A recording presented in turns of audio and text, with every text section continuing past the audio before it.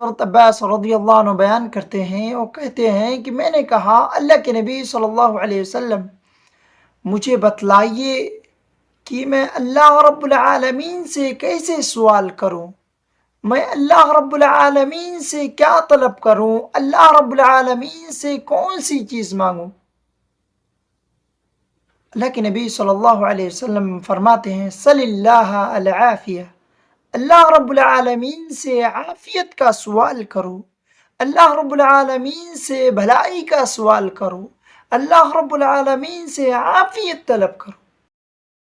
اس کے بعد کہتے ہیں میں کچھ دنوں تک ٹھہرا رہا، پھر کچھ دنوں کے بعد اللہ کے نبی صلی اللہ علیہ وسلم کی طرف دوبارہ پلٹا، دوبارہ واپس آیا، اور پھر میں یہی سوال کرتا ہوں کہ اللہ رب العالمین سے کیسے مانگوں، کیسے طلب کروں، کون سی دعا کروں۔ اللہ کے نبی صلی اللہ علیہ وسلم کہتے ہیں یا عباس، یا عمی رسول اللہ، اے عباس، اے اللہ کے رسول صلی اللہ علیہ وسلم کے چچا، صلی اللہ العافیہ فی الدنیا والآخرہ، اللہ رب العالمین سے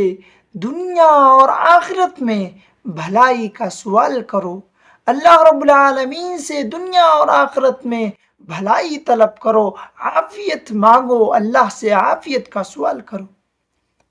حاتم الاصم رحمہ اللہ کہتے ہیں